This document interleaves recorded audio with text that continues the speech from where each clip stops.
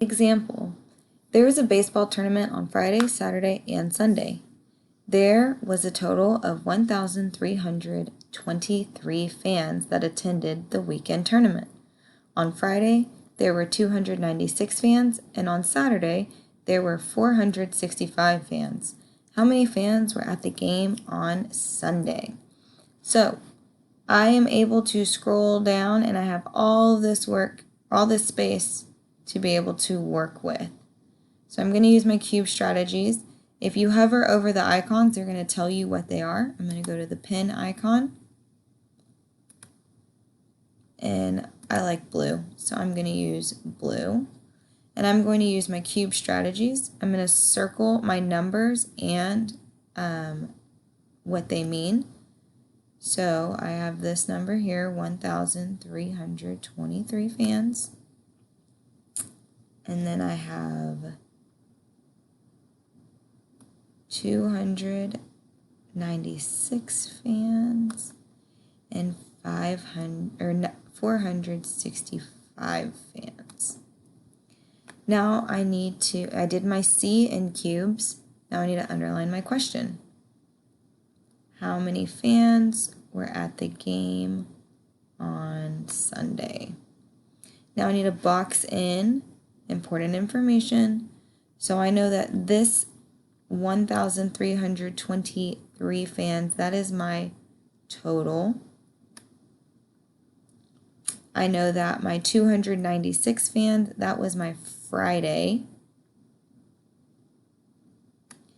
And my 465 fans, that was on Saturday. E is eliminate any extra information. I don't have any extra information. And then S is to solve and show my work. So I can scroll down some.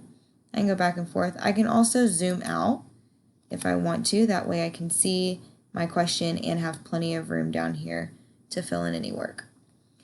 So I'm going to draw my big box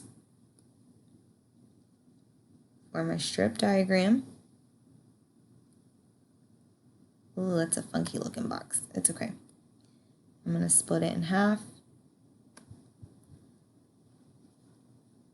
I'm going to put my total on the top of one of the halves. I'm going to zoom in some so it's a little easier. So I have my total here and change colors because why not? But I'm not going to take forever to choose a color. I'm just going to pick one and keep going.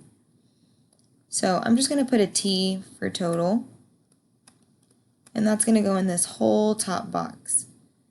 Now, I know that I have 3 days. I have Friday, Saturday, and Sunday. So I need to split my box into 3 sections. And I'm going to label them Friday, Saturday,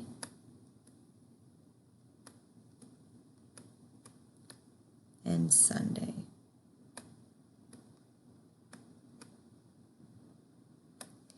Now I can fill in the information that I have. I'm going to switch colors again because why not? Again, not taking forever. So I know my total, which is 1,323.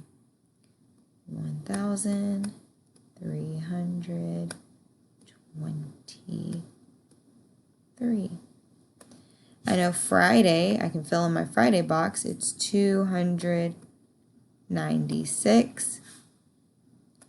Saturday was 465. Sunday, I don't know, so I'm putting a question mark. Now I can solve my equation. So I'm going to start with my total, 1,300, make that a comma, not a period, 23, and I'm going to subtract Friday. 296.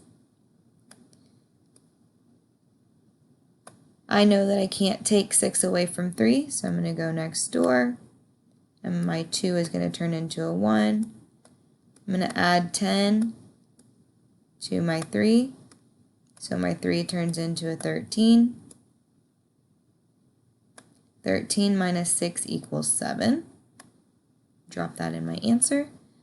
1 minus 9, I cannot take 9 away from 1, so I need to go next door. My 3 turns into a 2. I'm going to add 10 to my 1. So my 1 is going to turn into an 11. 11 minus 9 equals 2. I'm going to move on to my hundreds. 2 minus 2, that equals 0. If I have 2, I'm taking 2 away. I don't have any left over. And then 1 minus nothing, there's a 0 here, that's a placeholder. 1 minus 0 equals 0. I am not done yet because I subtracted Friday, but I have not subtracted Saturday yet. So I'm going to take my answer, I'm going to move it up, 1,027. And I'm going to subtract Saturday, 465. I'm going to change pen colors again. Okay, 7 minus 5, I know that I can do that. That is 2. 2 minus 6, oof, can't do that. I need to go next door. Oh, my next door neighbor, that's a 0. I can't do that. So I'm going to go next door again. I'm going to borrow from my 1. My 1 turns into a 0. I'm going to add 10 to my 0. 0 plus 10 equals 10. But that doesn't help my 2 yet. So I need to borrow again. My 10 turns into a 9. I'm going to add 10 to my 2. 2 plus 10 is 12. That's how I get my 12 on top. 12 minus 6 equals 6. 9 minus 4 equals 5. 0 minus 0, that's 0. I can go ahead and just leave that blank. I have subtracted Saturday, so I can put a check mark there. And I am good to go. So I'm going to type in my answer here. Oh, I have to go back over. I need to click on this arrow right here. That's going to be select mode. Click on my answer. And then I'm going to type my answer right here in this box. And that is how you do it. Here's your example.